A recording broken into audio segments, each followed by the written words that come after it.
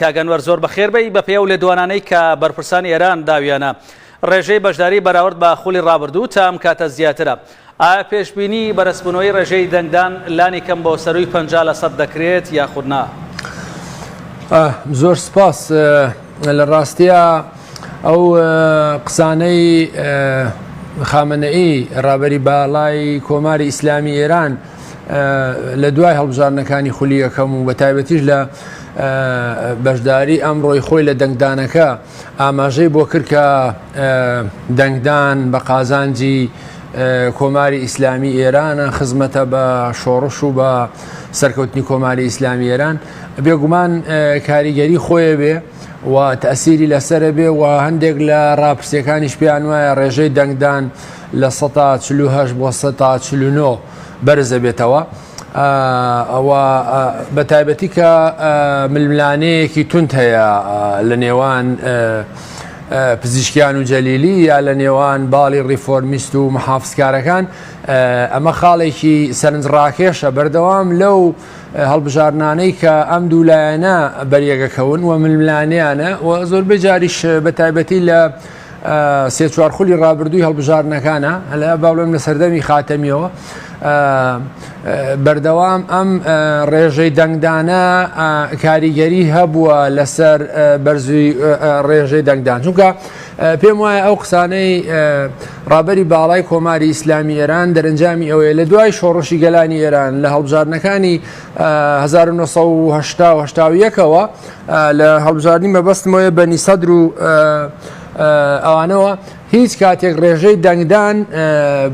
بەم شێوەیە لە خوارەوە نەبووە کە بگاتە لە 140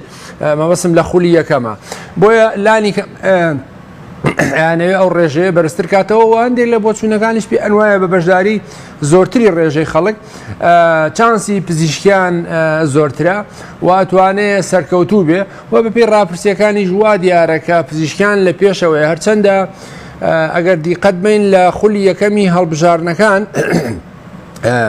دەنگی محافزکارەکان یعنی جەلیلی و خاڵیباف و پور محەممەدی کۆ بکەینەوە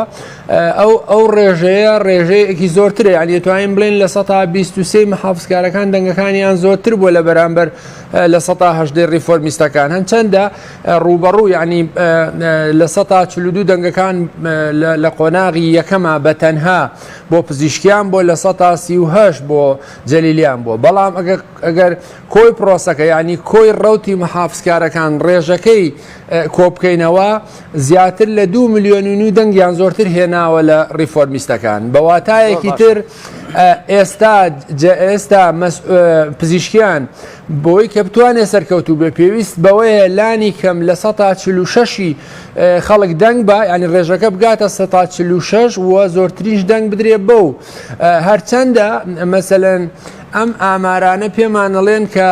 بەپێی ینی دوو منتقە لە خولی یەکەمە ڕێژەی دەنگدانەکانیان زۆر لە خوارەوە بوو. یەکیان ناوچەکانی کوردستان بوو، ئەویش دریشان شارێکی گەورەی وەکو تاران بوو کاوانە بە ناوچە جێنفوزی زۆرتری ریفۆرمیستەکان داهاندرێن کە لە کاتێکە ئەوان دەنگ نادەن بێگومان کەواتە کاریگەری نێگەتیڤی لەسەر ریفۆرمیستەکان هەیە. بۆیە ئەو دوو شوێنە گرنگە کە ئەم جارە ئایا ئەتوانن دەنگی زۆرتر بدەن یان نا. بەڵام بەهەرحاڵ لەسەر و هەموو ئەم لێکدانە و هاوکێشە سیاسیانەوە بە نەزەری من 2000 ڕەنگە کەسێک لە سنووقەکان بێتە دەرەوە کە بەپێی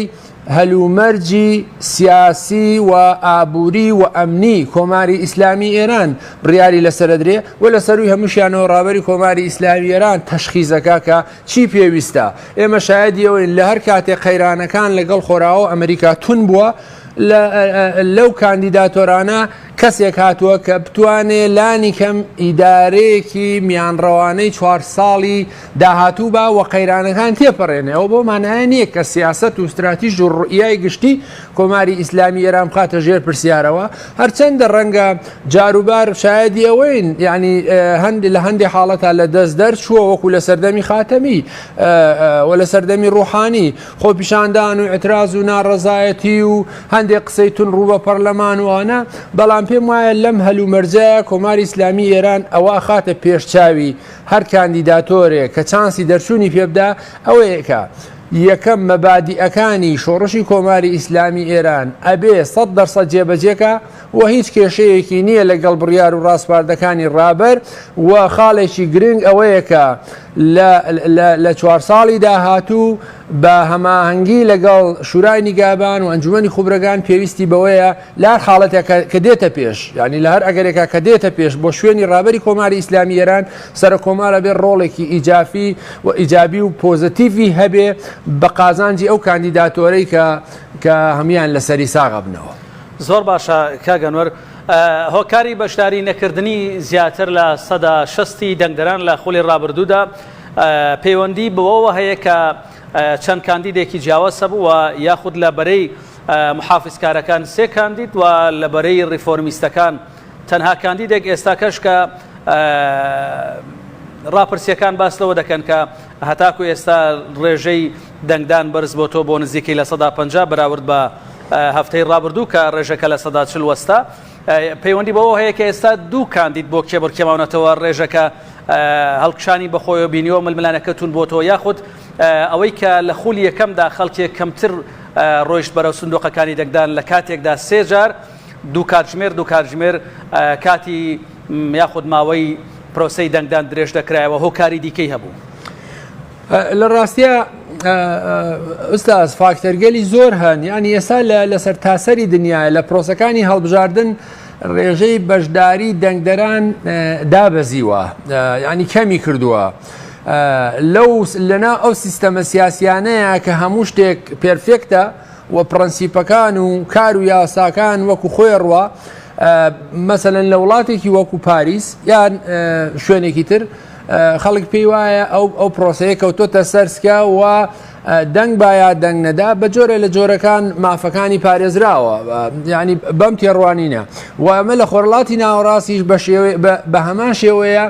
ینی تێڕوانین خەڵک بە هەمان شێوەیە بەڵام بە پێچەوانەکە، یعنی بە واتای ئەڵێ ئەگە بچم و نەچم هیچ لە بارودۆخەکە ناگۆڕێ، هەر ئەو کاندیداتۆرە دێتە دەرەوە کە دەوڵەت خۆی باوەڕی پێێتی. ئەوە نەک بۆ کۆماری ئیسلامی ئێرانەوە بۆ بەشێکی زۆری وڵاتانی منتەقەکە ڕاستە. لەگەڵەوەشە بە نظری من بێگومانەوەی جەنابی شڕاستە ئەو ململانەیە کە چڕ بۆتەوە لە نێوان 2 کارکتەر و بە تایبەتی لە دیبەیتەکانی 1-2 ڕۆژی ڕابردووشیانە سەرنجی خەڵکیان بۆ زۆر بابەت ڕاکێشە، بێگومان کە لە ڕاستیە تاکتیکە ئەوەندەی کە استراتیژ بێ ئەو جەدەلانەی نێوان ئەو 2 کاندیداتۆرە لەسەر تەلەڤیزۆنەکان بێگومان تاکتیکە و استراتیژ نییە، چونکە ئەوەی پزیشکیانێ لێ کە من ئەتوانم دانووسانەکان دەست پێ بکەمەوە ئەوە ڕاستە، نیوەی دێڕەکە ڕاستە دانووسانەکان ئەتوانێت دەست پێ بکاتەوە بە چرای سەوزی ڕابەر و ئەسپای پاسداران وە دەوڵەت. بەڵام قسەکەوێت چیەکە ئەو بەڵێن ئێوەدا کە ئابووری ئێرانە گەشێنێتەوە و ئەتوانێ مەسەلەن گەمارەکان لەسەر ئێران لابەرێ. ئەم قسانە بە نەزەری من زۆر واقعی نین، ینی ناتوانێ ئەوانەی کە ئەتوانێ هەموو ئەو بەڵێنانەی کە هەر کامیان دایانە ڕەنگە ڕێژەیەکی مەحدود توانن جێبەجێ بکەن بۆ خەڵک. وەلەسەر ئەو فاکتەرێکی گرنگیشەوەیە کە ڕابەر بێگومان دەورنەخشی زۆری هەیە لە سیاسەتی گشتی و چه هەر پەیامێگەدا کەم و زۆر کاریگەری خۆی هەیە لەسەر هاوڵاتیانی کۆماری ئیسلامی ئێران. بۆیە ئەو چەند جار جەختی لەسەرەوە کردوتەوە کە پێویستە خەڵک بچێ بۆ دەنگدان، ینی ئەوە بە نەزەری من ئەوە کاریگەری پۆزەتیفی خۆی ئەبێ، هەرچەندە ئاماژەیەکی ڕوونی نەداوە کە دەنگ بن بچێ. ئەو پێی وا بووە ئەبێ لە پێناوی کۆماری ئیسلامی ئێران و مەبادیەکانی پێویستە دەنگ بدرێ و ئەوەی تری بەجێشتووە بۆ دوایی. بەڵام لە ڕاستیە ڕێژەی دەنگنەدانی خەڵک پەیوەندی هەیە بە کۆمەڵە بابەتەوە. یەکێکیان گرنگترین خاڵەکانی ئەوەیە کە ئێران لەژێر بارودۆخێکی سەختی ژیان و زیندگی سەختدایە بەهۆی گەمارۆکانی ئەمریکا وڵاتانی ئەوروپاوە و ئەمە کاریگەری زۆری لەسەر ژیانی خەڵکداناوە لە ئێران. بۆیە ئەمە هۆکارێکێتی کە خەڵک پێی وایە دەنگدان ناتوانێت ئەمە بارودۆخ و ژیان و گوزەرانی ئەوان بگۆڕێ. خاڵێکی ترەوەیە کە ئەوەی کە بەنیسبەت گەنجان و لاوانەوە لەنا ئەو شەریحەی کاریگەری ئێران باوە مەسلەی حیجابی زۆرە ملیەیە کە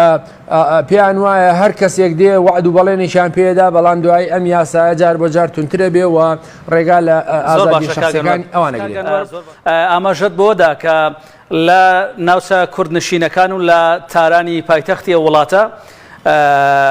لە گەڕی یەکەمدا هەڵبژاردنەکە سستی بەخۆیەوە بینیەوە بەهۆی کە ڕێژەیەکی بەرچاو یاخود ڕێژەی پێویستی خەڵک بەشداری نەکردووە. پاش هەڵبژاردننی سەرۆکێکی نوێ مامەڵەی حکوومەتی ئێران بەرامبەر بە دەنگە ناڕازیەکانی ناوخۆ چۆن دەبێت؟ بێگومان ڕاستە لە خولی یەکەمی هەڵبژاردنەکەیان ڕێژەی دەنگدەران لە ناوچە کوردنشینەکان لە 123 بووە کە کەمترین ڕێژەی دەنگدان بۆ لە سەرتاسەری ئێران. ئەوەش هۆکاری زۆری هەیە، هۆکارێکی ئەبێ بڵێم ڕووداوەکانی شۆڕشی ژینا بوو کە کاریگەری زۆری هەیە و لەگەڵەوەشا ناوچە کوردنشینەکان هەمیشە گلەی ئەویان هەیە کە جیاکاریە کرێت لە مەسلەی خزمەت گوزاری وەلا واقعیشا خاڵێک هەیە بە پێی دەستوری ئێران سونی نشینەکان یا با بڵێم خەڵکانی سونی تەنان ناتوان ببنە وەزیریش. بۆی هەموو ئەوانە گلەی زۆری هەیە لە ئەوەی کە ڕێژەی بەشداری خەڵک لە خوارەوە بێ. هەرچەندە مەسعود پزیشکیان بۆ خۆی لە باوکێکی ئازاری و دایکێکی کوردە و خۆشی وتی لە کەمپینەکەی یەک دوو ڕۆژی ڕابردوو کە من خەڵکی سابلاغم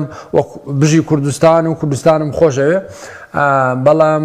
ئەمانە مەسەلەن لە سەردەمی خاتەمی و لە سەردەمی ڕەفسەنجانی و ڕوحانی و ئەوانەش زۆر بەڵێنراوە، بەڵام وەکو پێویست نەبووە لە ڕاستیە یا با بڵێم جێگای ڕەزامەندی خەڵک نەبووە کە هیوادارم لەم خولی هەڵبژارنانەیە مەسەلەی ئەو مەسەلە ئیتنی و مەزهەبیانەی کە هەیە هێندە تۆغ نەبێ کە ئاوا کاریگەری نێگەتیڤدانێ وە خەڵکی زۆرتر دەستیان بە خزمەت گوزاری بگایە. یەکێ لە گرفتەکانی ناوچە کوردنشینەکان مەسەلەی کۆڵبەریە کە بەداخەوە کە بەهۆی سەختی بژێوی ژیانیانەوە ڕۆژانە لەم کۆڵبەرانە گیان لە دەزەدەن و ئەکوژرێن لەسەر سنوورەکان و ئەمانە بێگومان تەسیری زۆری هەیە لەسەر نیگەرانی خەڵک. بۆیە لە کاتێکە ئەوەی کە دەوڵەت دەیڵێ کە ئێمە پێویستە هاوڵاتیان هەمووی بە یەک چاو سیرکەین، بێگومان ئەگەر ئینسان چاو بەو بارودۆخی ژیانی هەلومەرجی ناوچە جیاوازەکانی ئێرانە بخشێنێ بۆی دەرەکەوێکەوە نییە. مەسەلەن لە ناوچەکانی بەتەنها لە ناوچەکانی کوردستان نییە، ئەنی مەبەسم سنە و ورمێ و سەردەشت و بۆکان و سەقز نییە کە ئاستی خزمەت جوگارەکان لە خوارەوەیە. لە ناوچەی بلوچستانەکانیش هەروایە، مەسەلەن ئێتراز و ناڕەزایەتی زۆرە و لە ناوچەکانی ئەهواز و ناوچە عەرەب نشینەکانیش بە هەمان شێوەیە. بۆیە ینی خەڵکێک پێی وایە زۆرتر دەوڵەت فۆکەسی لەسەر سەنتەرە و لەسەر شارە گەورەکانە. ئەوە حەقیقەتە لە بەشێکی زۆری دنیا وایە، بەڵام پەراوێز خستنی هەموو ئەو ناوچانە بە هۆکاری جیایی نەتەوەیی بە هۆکاری جیایی مەزهەبی ئەوانە بێگومان کاریگەری نێگەتیفی هەیە و ئەتوانێ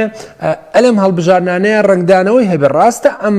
ڕێژەی دەنگداری خەڵک مەسەلەن لەم خولەیە هەرچەندێک بێ ڕێژەکە ئەگەر لە 110 بێ پرسەکە یەک لای بێتەوە، بەڵام هەموو سیستەمێکی سیاسی هەموو دەوڵەتێک ئەمە بۆ هەرێمی کوردستانیش ڕاستە، بۆ دوو حیزبی حاکمیش ڕاستە، هەر دەوڵەتێک پێی وابێ کە خەڵک دەنگ نادا کاریگەری نییە، ڕێک پێچەوانەکەی ڕاستە. دەنگ نەدانی خەڵک لە پرۆسەی دیموکراسی لە پرۆسەی دەنگدانە مانای ئەوەیە کە ئەم خەڵکە ئەتراز و ناڕەزایەتی هەیە و لە هەر کاتێکا کە پێویستکە بێتە سەر شەقام یان بیاوێ ئاڵگۆڕ پێگەێنێ. ئەمە بۆ هەموو دەوڵەتێک ڕاستە، ئەبێ ئەمە بە نەزەری ئەتیبار وەرگیرێ، نەک دەنگەکانیان بە هەروە نەگیرێ کە دەنگ نادا کە دەنگەکانی بەسپیە خاتە سنووقەکانەوە. ئەوە مانای وایە کە قسەیەکی دڵی هەیە پێویستە دەوڵەت گوێی لێ بگیرێ و ئەم پێم وایە گەمارۆکانی ئابووری وڵاتانی ئەمریکا ئەوروپا ئەگەر کاریگەریەکی نێگەتیفی لەسەر کۆی کۆماری ئیسلامی ئێران داناوە ئەوە بەشێکی زۆری ئەو کاریگەریانە کەوتۆتە سەر ناوچە کوردستانیەکان و لەگەڵ ئەوەشا دەوڵەت پێویستی بەوەیە لەو ناوچە سنووریانەی کە مەسەلەن لە نێوان هەرێمی کوردستان و ڕۆژهەڵاتی کوردستان لە نێوان ئێران و ئەوانە مەسەلەن ئیمتیازی زۆرتریان پێ بدرێ. بۆیە بە نەزەری من دەنگ نەدانی خەڵک فاکتەرگەلی زۆری هەیە و پێشم وان نییە ڕێژەی دەنگدانەکە لەو دوو ناوچەیە هەم لە تاران کە بێگومان هوشیاری خەڵک لەسەرەوەیە و وە کوردستانی ڕێژەکە پێم وایە بۆی اعتراض و ناڕەزایەتیانەوە ڕەنگە زۆر نەبێ. بەڵێ کاگەنوەر لە ئەگەری دەرچوونی پزیشکیان یاخود جەلیلی پێتوە ئایندەی سزا سەپێنراوەکانی سەر ئێران بەرەو کوێ دەتوەڕ؟ لە ڕاستیە پێم وایە ئەم دانووسانانە ئەتوانێت دەست پێ بکاتەوە لەگەڵ گروپی پێنجایدیەک، بەڵام محتەمەلیشە لەگەڵ سەرکەوتنی یەکێ لەم کاندیداتۆرانە هاتنی سەرۆکێکی نوێ لە ئەمریکا کە ئەگەری هەیە جارێشکە ترامپ بگەڕێتەوە. ترامپ لەبارەی ئێرانەوە لە دیبەیتەکانیان لەگەڵ بایدن خاڵێکی جەوهەری باس کرد ڕوو بە ئێران، وتی ئێمە نەدژی خەڵکی ئێرانی نامانەوێت ئێران بڕوخێنین، ئێمە ئەمانەوێ ئێران بێتە پای دانیشتەکانی پێنجایدیەک و نابێت دەستی بە چەکی ناوەکی بگە. بۆیە بە نەزەری من پرسی چەکی ناوەکی و ئەتۆمی لە ئێران کە بە حەقی مەشروعی خۆی ئەزانەیە لە بەرامبەر وڵاتانی منتیقەکە هیندستانە و مەسەلەن پاکستانە لەملایەوە، ئیسرائیلی نەیارەتی لەملاوە، کۆریای باکووری دۆسێتی هەمانە هەموو ئەوانە دەستیان بە چەکی ناوەکی بگە، ئەڵێ بۆ من دەستم بە چەکی ناوەکی نەگا. و بۆ معلوماتی جەنابن لە سەردەمی ڕژێمی شای پێشوەوە هەتاگا بە ئێستا زیاتر لە 100 ملیارد دۆلار لە خەرجی پرۆسەی بەرەمهێنانی دامەزراوە ئەتۆمیەکانی بوشەهر، ناتانز، ناتانگ، ئەسفەهان سەرف کراوە. لەبەرەوە ئەوە خاڵێکی ینی سەیرەکە هەر کەس پێی وابێ ئێران دەست لەم پرۆژەیە هەڵەگرێ و ئەم پرۆژەیە خەرجێکی زۆری تیاکراوە و خاڵێکی بەهێزی کۆماری ئیسلامی ئێران وەکو خاڵێکی بەهێزی خۆی سەیریەکە. بۆیە پزیشکیان ینی زۆرتر لە پێویست بانگەشەی ئەوە کە کاتوانێ گەمارۆکان لەسەر ئێران لابە. بۆیە ئەم بابەتە پەیوەندی هەیە بەوەی کە هیچ ئاڵگۆڕێک بەسەر استراتیژی کۆماری ئیسلامی ئێران هاتووە لەم بابەتەوە. ئەمە خاڵێکە کە بە نەزەری من بۆ ئەمریکا و ئەوروپاش ئەیانەوێ کارمەندانی ئاژانسی نێودەوڵەتی وزەی ئەتۆم بگەڕێنەوە و دیسان چاودێری ورد بکەن. ئەمە خاڵێکە کە بە نەزەری من لەم هەلومەرجەیە کە ئێستا محوەرەکانی کۆماری ئیسلامی ئێران چ حەماس و حرەکەی جیهاد لە فەلەستین بەرامبەر بە ڕژێمی ئیسرائیلی کەوتونە شەڕێکی قوڵەوە و کاریگەری زۆری هەیە و جێگاونفوزی بۆتە جێگاونفوزی کۆماری ئیسلامی ئێران و بە نەزەری من لە وڵاتانی لە دەست وڵاتانی کەندا و بە تایبەتی عەرەبستانی سعودی و ئیماراتی دەرهێناوە ئەم کارتە. و لە لوبنانیش ئێستا شەڕێکی گەرم بەڕێوەچێ لە بینی میحوەری ئێرانی یا با بڵێم حیزب الله و ئیسرائیل. ئەمانە هەمووی بە نەزەری من خاڵی گرنگن کە پێ ناچێ بەم زوانە دانووسانەکانەگە دەستیش پێ بکاتەوە سەرکەوتوو بێت. جەلیلیان لەم بارەیەوە کە بۆ خۆی سەرۆکی وەفدی دانووسانکاری پرۆسەی ئەتۆمی ئێران بۆ لەگەڵ گروپی پێنجایدیەک تونترە و لەو بارەیەوە ئەڵێگە دانووسانیش بکرێ ئەبێ ئەوان مەرجەکانی ئێمە جێبەجێکەن. بەڵام پزیشکیان پێی وایە کە ئەبێ گەمارۆکان لەسەر ئێران هەڵگیرێ و پشتیوانەکانیشی هەم خاتەمی و هەم ڕوحانی وتیانە گەرەتانەوێ گەمارۆکان لەسەر ئێران لاچێ و ئێران بگەڕێتەوە ئاسی نێودەوڵەتی و ئەوانە بێت دەنگ بە پزیشکیان بن. بەڵام قسەکەوەیە کە نە خاتەمی نە ڕوحانی و نە ئەحمەدی نەژاد کە ئێستا لە پاڕ ریفۆرمیستەکانە و نە ڕەفسەنجانیش کە لە دوایەکانە هاتە پاڵێن هیچیان نەیەنتوانی ئەمە بە ئاکام بگەێنن و لەگەڵ ئەمریکا ئەوروپا ڕێکەون. بۆیە بە نەزەری من ئەم پرسە سەختە، یعنی بە ئاسانی جێبەجێ بکرێ. وەکو وتم کاتی خۆی کاتێک کە هیندستان دەستی بە چەکی ناوەکی گەیشت، علی بۆتۆی بنیاندەری پاکستان و سەرۆکی ئەو کاتە وتی ئەگەر خەڵکی پاکستان گەڵای دارەکان و گیاش بخۆن ئەبێ دەستی بە چەکی ناوەکی بگە. ڕاستەوە ظروف و زمانێک بوو بەڵام پێم وایە کۆماری ئیسلامی ئێرانیش بە هەر نرخێک بێ پێی وایە ئەبێ دەستی بەم چەکە بگا و بە ئاسانی ناچێتە ژێرداوەکانی ئەمریکا و ئەوروپاوە و ئەمریکا ئەوروپاش پێم وانە لەوەی کە لە ڕابردوو کردویانە زیاتر بکەن وی ئەم ململانەیانە ئەمێنێتەوە و هەموو ئەمانەی کە باسمان کرد پێویستی ینی پەیوەندی هەیە بە ظروفێکی مەوزوعیەوە لە منتەقەکە سەر هەڵدا جا بە قازانجی ئەمریکا خۆراوە یا بە قازانجی کۆماری ئیسلامیێران. زۆر بەڕێز ئەنوەر حسێن شارەزای کاروبار ئێران زۆر سپاس کە تام کاتە لە ستودیۆکانمان لە شاری سلێمانیەوە لەگەڵمان بووی.